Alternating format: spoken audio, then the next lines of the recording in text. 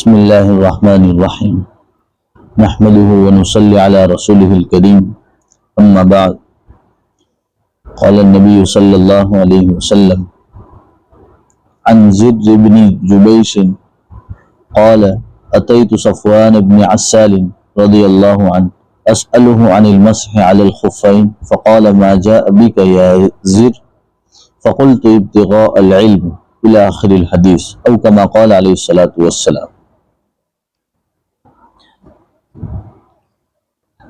گزشتہ جو بات چل رہی تھی وہ توبہ کے سلسلے میں تھی، اور یہ حدیث بھی جو ہے بڑی لمبی ہے، لیکن اگر حدیث میں پڑھنے جاؤں تو کم از کم 7-8 منٹ لگے گی۔ میں نے اس کا اندازہ بھی کیا، 7-8 منٹ صرف عربی عبارت میں لگے گی، حالانکہ حدیث کے اندر بھی ایک مستقل نور ہوتا ہے، لیکن ہمارے پاس وقت کم ہے، اس لیے میں اس کا خلاصہ کرتا ہوں۔ صرف 2 حدیث پڑھوں گا انشاءاللہ، اور اس کا خلاصہ ہم دیکھ لیں گے۔ پہلی حدیث ہے، یہ ہمارا باب چل رہا ہے توبہ کا، اس سلسلے میں یہ حدیث ہے۔ حضرت زر بن جبیش رحمۃ اللہ علیہ جو بڑے تابعی میں سے ہیں، وہ فرماتے ہیں کہ حضرت صفوان بن عسال رضی اللہ تعالیٰ عنہ کے پاس موزے کے مسح کرنے کا جو سلسلہ ہے، موزہ پر جو ہم مسح کرتے ہیں اس کے بارے میں پوچھنے کے لیے گئے۔ یہ زیادہ تر ہم ٹھنڈی میں پہنتے ہیں، موزہ جو پہنتے ہیں وہ ٹھنڈی میں پہنتے ہیں زیادہ تر، تو اس سلسلے میں پوچھنے کے لیے گئے۔ تو حضرت صفوان رضی اللہ تعالیٰ عنہ نے سب سے پہلے یہ سوال کیا، جیسے آپ لوگ بیٹھے ہیں تو علم کو سننے کے لیے بیٹھے ہیں، اللہ کے نبی صلی اللہ علیہ وسلم کی بات کو سننے کے لیے بیٹھے ہیں، اس کو کہتے ہیں طلب علم، اور اسی کو جو سننے والا ہوتا ہے اس کو کہتے ہیں طالب علم۔ تو حضرت صفوان رضی اللہ تعالیٰ عنہ نے حضرت زر بن جبیش رحمۃ اللہ علیہ کو پوچھا کہ آپ یہاں کیوں آئے؟ تو انہوں نے کہا کہ مسح جو ہم کرتے ہیں موزے پر، اس سلسلے میں مسئلہ پوچھنے آیا ہوں۔ تو فرمانے لگے اور کوئی مقصد ہے؟ جیسے آپ کا کوئی مقصد نہیں، صرف خالص اللہ کے لیے۔ اسی طرح حضرت صفوان رضی اللہ تعالیٰ عنہ نے پوچھا اور کوئی مقصد بھی ہے، یا پھر ایسا کہ چلتے چلتے مولانا مل گئے تو پوچھ لوں؟ ایسا نہیں، بلکہ مستقل طلب علم کے لیے آئے تھے۔ تو فرمایا کہ اگر یہی مقصود ہے کہ صرف آپ مسئلہ پوچھنے کے لیے آئے ہیں، تو آپ خوشخبری سنو کہ فرشتے طلب علم کے لیے، یعنی طالب علم کے لیے اپنی خوشی اور رضامندی ظاہر کرتے ہیں، ایک چیز، اور دوسری چیز اپنے پروں کو ہمارے لیے بچھا دیتے ہیں۔ بڑی خوشخبری کی بات ہے کہ ہم سب جو بیٹھے ہوئے ہیں، ہم یقین رکھیں کہ اللہ تعالیٰ نے اپنے مقرب فرشتے، اپنے جو محبوب فرشتے ہیں، ان کو ہمارے لیے ان کے پر بچھائے، ان کے اوپر ہم بیٹھے، ہمیں دکھائی نہیں دیتا، لیکن یہ یقینی بات ہے جو صحابی رسول نے کہی ہے۔ تو یہ مسئلہ پوچھنے کے لیے آئے تھے حضرت زر رحمۃ اللہ علیہ۔ پوچھا کہ ہم جب موزہ پہنے ہوئے ہوتے، اس سے پہلے بھی میں بتایا تھا، دوپہر میں جب ہماری تعلیم ہوتی تھی، اس میں ٹھنڈی کے موسم میں چمڑے کا موزہ جو ہم پہنتے ہیں، حالانکہ الگ الگ ٹائپ کے موزے ہوتے ہیں، ایسا بتایا جاتا ہے مسئلے کے اندر کہ اتنا موٹا موزہ ہو کہ کچھ کم زیادہ 3 میل تک اگر ہم چلے اور نہ پھٹے تو ایسا موزہ چل جاتا ہے۔ چمڑے کے علاوہ کی بات کریں، بازوں میں ہوتا ہے کہ اوپر میں کوٹن ٹائپ ہوتا ہے، نیچے چمڑا لگا ہوا، تو الگ الگ جس کو جو شوق ہے وہ پہنتا ہے، اور ایک ہوتا ہے جو پورا چمڑے کا ہوتا ہے، اوپر سے لے کر نیچے تک کا۔ تو مسئلہ اس میں یہ ہے کہ حضرت صفوان رضی اللہ تعالیٰ عنہ سے پوچھنے کے لیے یہ آئے کہ موزہ پہنے ہوئے ہوں اور اس کے بعد پیشاب پاخانہ کے لیے یا وضو ٹوٹ جاوے، تو اس وقت میں اس موزے کو نکالنا چاہیے یا نہیں؟ اس بارے میں مجھے شک ہے، مجھے معلوم تو ہے لیکن پکا نہیں، اس لیے آپ سے پوچھتا ہوں، ایسا انہوں نے کہا۔ تو حضرت صفوان رضی اللہ تعالیٰ عنہ نے کہا کہ ہم نے نبی کریم صلی اللہ علیہ وسلم سے اس بارے میں سنا ہے، جب ایک مرتبہ ہم سفر میں جا رہے تھے تو فرمایا کہ جو شخص مسافر ہو، جیسے ہمارے یہاں 78 کلومیٹر اتنا، جو اگر ہم سفر کا ارادہ ہو، 15 دن ٹھہرنے کی نیت نہ ہو جہاں جا رہے ہیں، تو اس کو کہتے ہیں مسافر۔ 15 دن ٹھہرنے کی نیت نہ ہو اور 80 سمجھ لو، 80 کلومیٹر تقریباً سفر کر رہے ہیں، تو وہ آدمی مسافر ہوتا ہے۔ اور اسی نے اگر موزے پہنے ہوئے اور 5 दिन 6 दिन के نیت ہے وہاں گھومنے کی، اس کے بعد اس نے موزے پہنے، اگر وضو ٹوٹ جاوے تو وہ اسی پر مسح کر کے 3 دن تک لگاتار پہنے رکھ سکتا ہے۔ 3 دن تک موزے نہ بھی اتارے اور اسی پر مسح کرتا رہے تب بھی اس کا وضو ہو جائے گا۔ دوسرے اعضاء تو دھوئے گا وہ، یہ موزے کے بارے میں جب آئے گا تو اس وقت میں وہ اس طرح صرف مسح کر لے گا، اس طرح مسح کرے گا، یہ موزے پر یوں گیلا ہاتھ گھما دے گا، بس اس کا پاؤں دھل گئے۔ یہی مسئلہ ہے چمڑے کے موزے پر ہو تو یہ مسئلہ تو بتا دیا۔ مقیم کے لیے جو یہیں رہتا ہے، جو گاؤں کا ہے، اپنے یہاں جہاں گھر ہے وہیں رہتا ہے، مقیم کے لیے 1 دن 1 رات یعنی صبح اور رات پورے 24 گھنٹے، اس کے لیے یہ حکم ہے کہ فجر کی نماز سے اس نے پہنا ہے تو دوسرے دن فجر کی اذان ہوگی، اس وقت اس کا آٹومیٹک وہ وضو ٹوٹ جائے۔ تو یہ موزے پر مسح کے بارے میں مسئلہ تھا۔ حالانکہ ہمارا بات تو چل رہا ہے توبہ کے سلسلے میں، اور بات یہاں کچھ اور ہے، یہاں علم کی فضیلت کے بارے میں ہے۔ تو ایک مسئلہ تو یہ ہو گیا۔ حضرت علی رضی اللہ تعالیٰ عنہ میں جب عربی اول میں پڑھ رہا تھا، اس وقت ایک کتاب تھی فقہ کی، مسئلے مسائل کی، اس میں ایک اصول لکھا ہوا تھا، لا مساغ الاجتہاد فی مورد النص۔ فرماتے ہیں کہ کیونکہ حضرت علی جو ہے بہت ہوشیار تھے اور علم کے باب ہیں، اسی لیے اللہ کے نبی صلی اللہ علیہ وسلم نے فرمایا انا مدینۃ العلم وعلی بابھا، کہ میں علم کا شہر ہوں تو اس کا دروازہ حضرت علی رضی اللہ تعالیٰ عنہ، یعنی اس کا مطلب یہ کہ میں اگر یہ علم ہوں تو اس کی انٹری دروازہ جو ہے حضرت علی ہے، یعنی بتانا چاہتے بہت علم والے تھے۔ حضرت علی فرماتے ہیں کہ مجھے یہ کھوپڑی میں بات سمجھ میں ہی نہیں آ رہی تھی کہ مسح کے بارے میں جو خرابی لگتی ہے وہ تو یہاں لگتی ہے، موزہ جب ہم پہنتے تو یہاں خرابی لگتی ہے نہ کہ یہاں لگتی ہے، اور مسح کا حکم اوپر ہے نہ کہ نیچے، مسح کا حکم اوپر ہے نیچے نہیں ہے، یہاں مسح کرنا ہے۔ تو یہ فرمانے لگے حضرت علی کہ لا مساغ الاجتہاد فی مورد النص، کہ جب قرآن اور حدیث کی بات آ جاوے وہاں عقل کے گھوڑے نہیں دوڑائے جاتے، یہاں حضرت علی اپنے ہتھیار ڈال دیتے کہ قرآن حدیث کی بات آ گئی، قرآن نے کہہ دیا، حدیث نے کہہ دیا، بات ختم ہو گئی، اوپر نیچے والی بات نہیں۔ یہ ہم کو بھی سمجھنا ہے کہ جہاں قرآن حدیث ہو پھر وہ میں یہ کہتا ہوں میں یہ کہتا ہوں کچھ نہیں چلے گا۔ حضرت علی فرماتے ہیں تو ایک بات یہ سمجھ میں آتی ہے۔ اچھا، یہی بات جب چل رہی تھی تو حضرت صفوان رضی اللہ تعالیٰ عنہ آگے یہ بات کر رہے تھے کہ حضور نے اور کچھ بھی ارشاد فرمایا تھا، تو فرمانے لگے کہ ہاں محبت کے بارے میں ایک بات کہی تھی، محبت کے سلسلے میں۔ تو فرمایا کہ کیا کہہ رہے تھے؟ تو ایک مرتبہ ہم سفر کر رہے تھے تو سفر میں جاتے ہوئے ایک دیہاتی، ایک بدو اور گاوڑیا آدمی ملا، تو وہ جیسے ہی ہمارے نبی حضرت محمد صلی اللہ علیہ وسلم کو دیکھا، جیسے بعض جس کو ڈھنگ نہیں ہوتا ہے وہ کیا کرتے ہیں، چلتے ہوئے آدمی کو بھی چھیڑتے یا ایسے ہی بلا لیتے، تو ہمارے نبی جا رہے تھے تو فوراً کہا یا محمد یا محمد، یعنی اے محمد ٹھہر جاؤ میری بات سنو۔ حالانکہ قرآن کریم بہت زور سے بولا تھا اس نے، قرآن کریم میں ہے لا ترفعوا اصواتکم فوق صوت النبی، اللہ نے حکم دیا ہے کہ نبی کے سامنے اونچی آواز سے نہیں بولنا چاہیے، بلند آواز سے نہیں ہونا چاہیے، آواز ہماری ہلکی ہو۔ یہاں سے یہ بھی بات پتہ چلتی ہے کہ بڑوں کے سامنے اونچی آواز نہیں ہونی چاہیے، ماں باپ کے سامنے اونچی آواز نہیں ہونی چاہیے، استاذ کے سامنے یا ہمارے جو بھی بڑے ہیں، ذمہ دار ہو، بڑے ہوں، ان کے سامنے، ہم ہمارے سے عمر میں بڑے ہو، علم میں بڑے ہوں، جس معاملے میں بھی ہم ان کو بڑا سمجھتے ہیں، ان کے سامنے ہماری آواز نیچی ہونی چاہیے، یہ ادب یہاں سے نکلتا ہے۔ تو وہ جو دیہاتی قسم کا آدمی تھا اس کو تو کچھ لینا دینا نہیں ہے، تو اس نے سیدھا کہہ دیا یا محمد۔ لیکن بہت سے صحابہ یوں کہتے ہیں بعض مرتبہ گاوڑی آدمی ایسے ایسے سوال کر جاتا تھا جس کا تعلق ہوتا ہے، جیسے رفیق بھائی کا میرا تعلق ہے تو بعض مسائل پر میں ان سے بات نہیں کر سکتا جو عام آدمی سوال کر کے چلا جاتا ہے، تو ایسا کہتے ہیں صحابہ کہ بعض مرتبہ گاؤں والے دیہاتی ایسے ایسے سوال کر جاتے تھے جو ہمیں پوچھنے میں ڈر لگتا تھا، اور وہ پوچھتے تھے ہم سن لیتے تو ہمارا مسئلہ بھی اندر سے حل ہو جاتا۔ تو وہ فرمانے لگے کہ یا محمد، اب یہ بات تو پتہ چلی، پوچھنے لگے کہ ایک ایسا شخص ہے جو نیک لوگوں کے ساتھ محبت کرتا ہے، نیک لوگوں کے ساتھ محبت کرتا ہے اور وہ نیکی کی کوشش بھی کر رہا ہے، اس معاملے میں آپ کیا فرماتے ہیں؟ تو وہ دیہاتی نے جب یہ سوال کیا नबी करीम सल्लल्लाहु अलैहि वसल्लम ने फरमाया कि अलमरउ मअ मन अहब्ब इलैहि। आगे एक जगह हदीस है यौमल क़ियामा, कि जो शख्स जिससे मोहब्बत करता है उसी के साथ उठाया जाएगा। अब हम जरा सोच ले कि हम किससे मोहब्बत करते हैं उसी के साथ उठाए जाएंगे।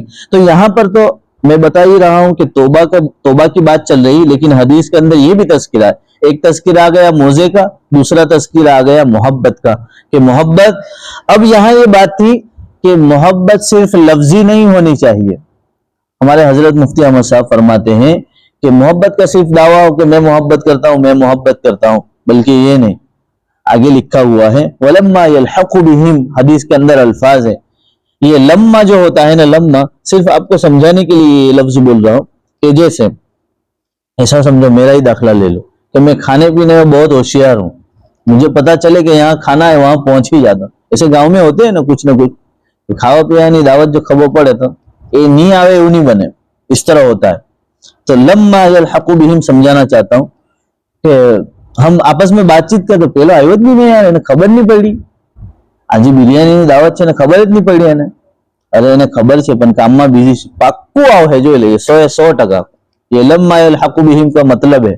लम्मा हालांकि नफी के माने में होता है, नफी यानी आया तो नहीं है लेकिन गारंटी वो आएगा, जरूर इस दावत में आएगा। तो लम्मा यल्हक़ु बिहिम में ये समझाना चाहते हैं कि वो नेक लोगों के साथ मोहब्बत तो कर रहा है और नेकी की कोशिश भी कर रहा है, अल्लाह से उम्मीद है वो वहां तक पहुंच जाएगा।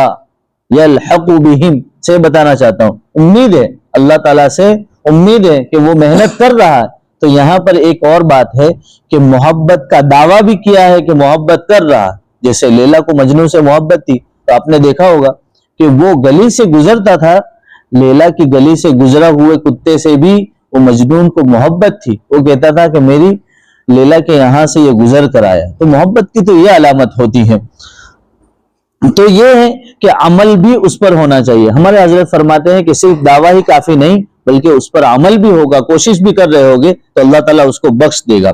तो बात तो ये थी कि तौबा के सिलसिले में यही बात चल रही थी। पहले एक मोजे के बारे में पूछा, दूसरा मोहब्बत के बारे में पूछा, बात चलते चलते हमारे मसले पर आ गई तौबा वाला।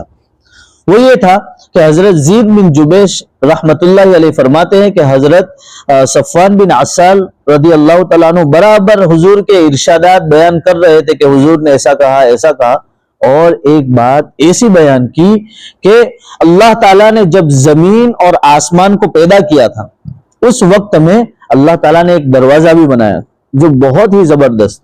अल्लाह ने एक ऐसा दरवाजा बनाया जिसकी लंबाई चौड़ाई समझ लो या उसकी मसाफत समझ लो 40 साल, एक हदीस में लिखा है 70 साल एक आदमी लगातार घोड़े पर दौड़ सवार होकर चलता रहे, कयामत आ जाएगी उससे पहले तक वो मसाफत खत्म नहीं होगी।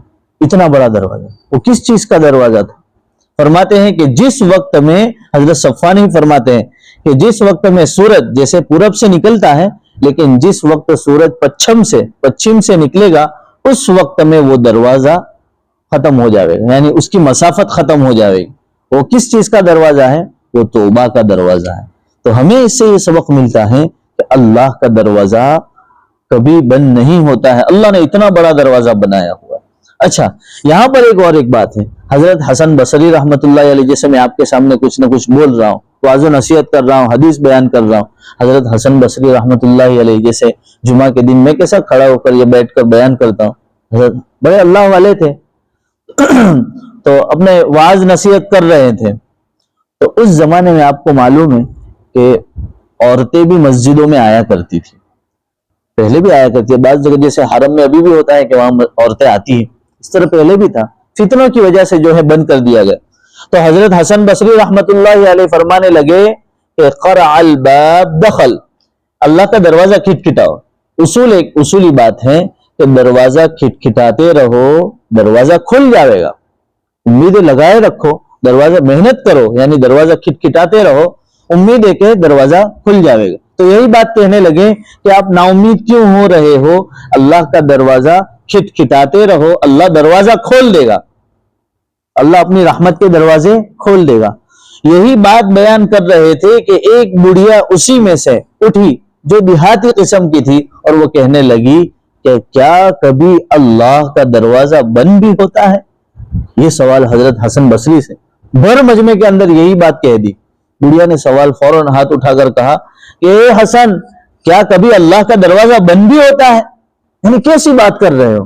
مولانا طارق جمیل صاحب فرماتے ہیں کہ وہ عاشق مزاج کی تھی، وہ جو بڑھیا تھی وہ عشق مزاج کی تھی، عاشق تھی، اللہ سے عشق کیا ہوا تھا، اس لیے حالانکہ حضرت حسن بصری نے غلط نہیں کہا تھا، محاورے میں یہی چلتا ہے کہ آپ جیسے ہم کہتے ہیں محنت کرتے رہو اللہ اسباب بنا دے گا، اسی طرح دروازہ کھٹکھٹاتے رہو، ایک دن وہ آئے گا کہ دروازہ کھل جائے گا، محاورہ ہے۔ لیکن یہ عشق میں ڈوبی ہوئی تھی کہ یہ بات بھی اسے گوارا نہیں تھی، تو وہ کہنے لگی کبھی اللہ کا دروازہ بند بھی ہوتا ہے؟ حسن کیا بات کہہ رہے ہو؟ حضرت حسن رحمت اللہ علیہ اس وقت کہنے لگے کہ یہ بڑھیا جو ہیں وہ اللہ کو حسن سے زیادہ جانتی ہیں، یعنی حسن تو ابھی کچھ بھی نہیں ہے، کتنے بڑے اللہ والے تھے، فرمانے لگے حسن کچھ بھی نہیں، حسن سے زیادہ وہ بڑھیا جو ایک دیہاتی قسم کی ہے، ایک گاؤڑی قسم کی ہے، لیکن وہ اللہ کو زیادہ جانتی۔ تو یہ چیز ہے کہ اللہ کے یہاں توبہ بہت مقبول ہے۔ اچھا، یہ تو ایک پوری حدیث ہو گئی۔ اس کے بعد ایک دوسری حدیث ہے، حضرت ابی سعید بن سعد بن مالک بن سنان الخدری رضی اللہ تعالی عنہ ان النبی صلی اللہ علیہ وسلم قال كان في من كان قبلكم رجل قتل 99 نفسا الى آخر الحدیث۔ بہت زبردست حدیث ہے، ایک وانٹیڈ آدمی کا ذکر ہے۔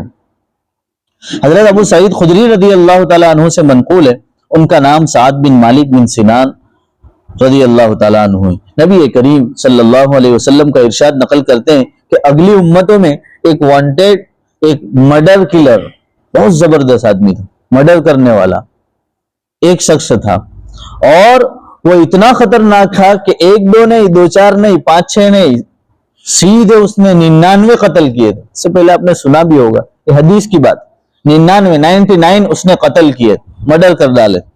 اب اس کے دل میں یہ خیال آیا کہ جو ہے میں نے اتنے سارے قتل کیے ہیں، اللہ سے معافی مانگ لینی چاہیے۔ اس کے دل میں جیسے ہی خیال آیا تو وہ لوگوں سے پوچھنے لگا کہ دنیا میں یا عالم میں یا گاؤں میں یا شہر میں یا ملک میں کوئی ہے ایسا بڑا عالم جس کے پاس جاویں اور اپنے گناہوں کا کفارہ کر لیویں؟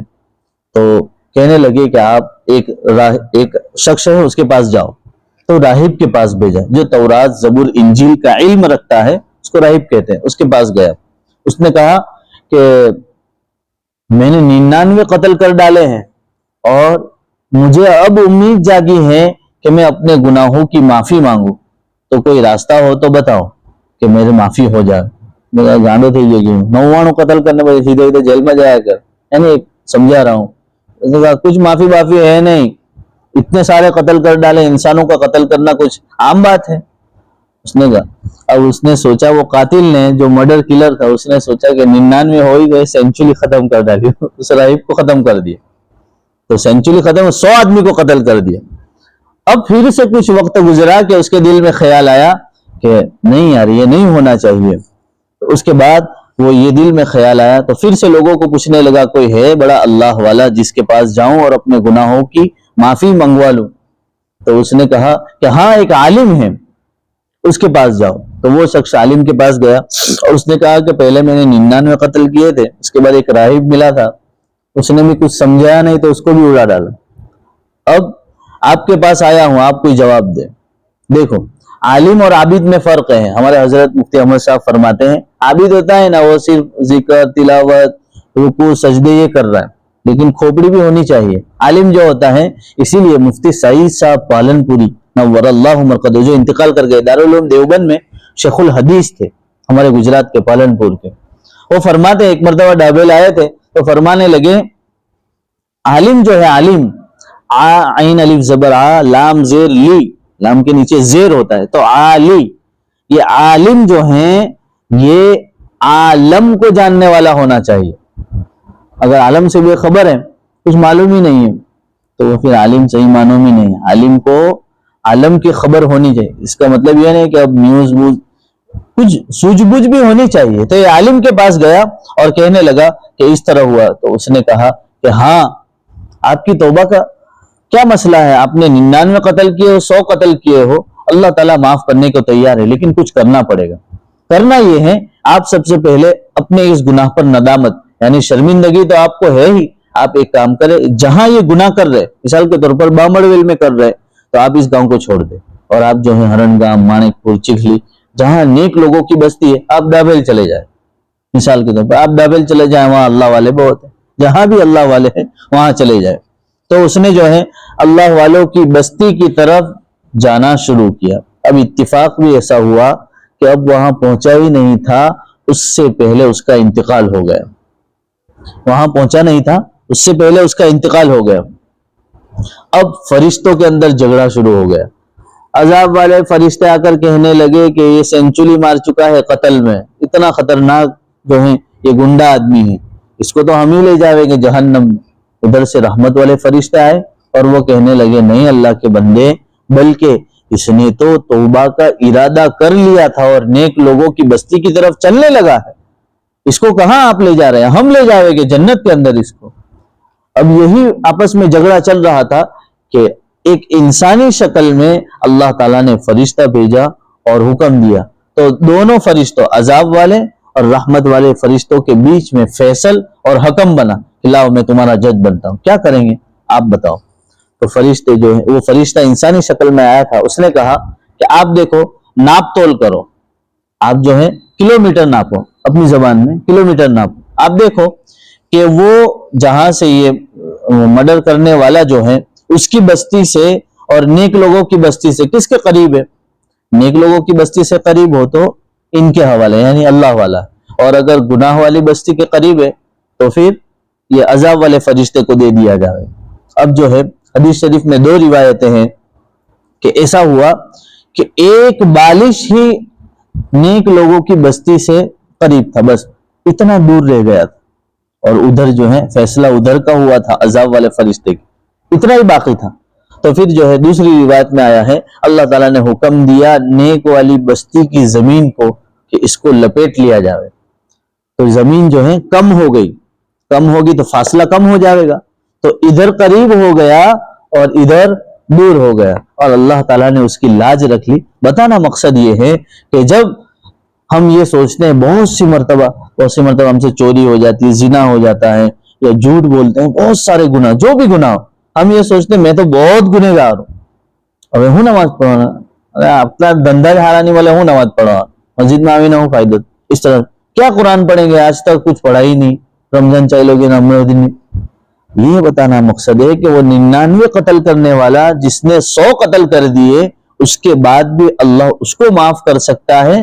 توبہ نہیں کی ہے، اس نے توبہ نہیں کی ہے، توبہ کا ارادہ کیا تھا، اللہ نے اس کی شرمندگی اور توبہ کے ارادے پر اللہ نے اس کو قبول فرما لیا اور اس کو جنت میں داخل کر دیا۔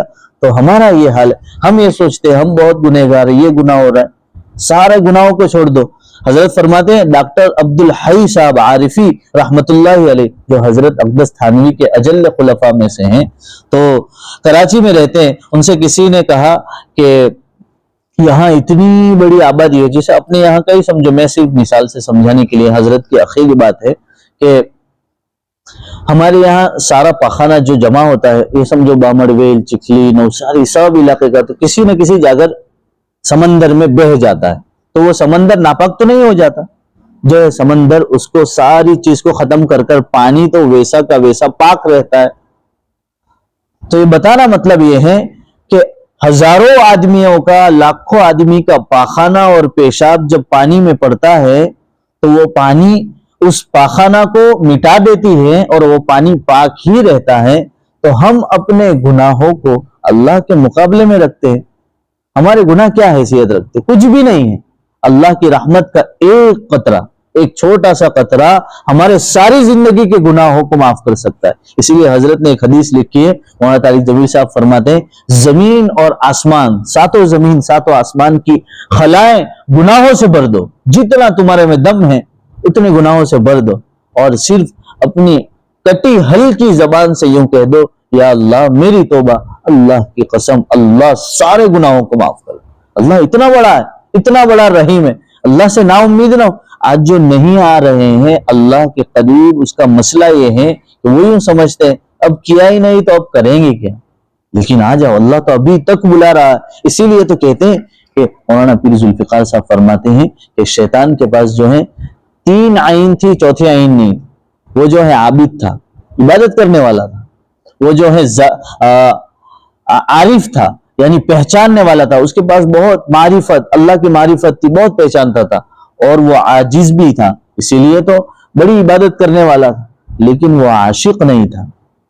عاشق نہیں تھا. عاشق ہوتا ہے نا, وہ کچھ پوچھتا نہیں, معشوقہ جو کہتی ہے وہ کرتا ہے. عشق میں ڈوبے ہوئے لوگوں کو آپ دیکھیں گے کہیں کہیں بھی بیٹھے ہوئے, ٹوائلٹ میں بیٹھے ہوئے گھنٹے گزر جاتے ہیں اور بات کر رہے ہیں. کسی ایک کونے میں پڑے ہوئے موبائل لڑکی سے بات کر رہے ہیں, کتنے گھنٹے لگ گئے, گھنٹوں گھنٹوں بات کرتے ہیں. ہم نے تو دیکھا ہے, میں نے تو اپنی آنکھ سے دیکھا ہے کہ گھنٹے گھنٹے دیکھا کہ اثر سے بیٹھے ہوئے تو عشاء تک وہی بیٹھے ہوئے, اور ایک طرف ویمل ڈالا ہے, تیل ڈالا ہے, وہ تھوک تھوک کر رہے اور بات کر رہے, تھوک تھوک کر رہے بات. کیا ہوا؟ عشق میں ڈوبے ہوئے ہیں, انہیں معلوم ہی نہیں کہ کیا حال ہے. تو شیطان جو ہے وہ عاشق نہیں تھا. اللہ رب العزت مجھے آپ کو صحیح معنوں میں توبہ کرنے کی توفیق عطا فرمائے. وآخر دعوانا الحمدللہ.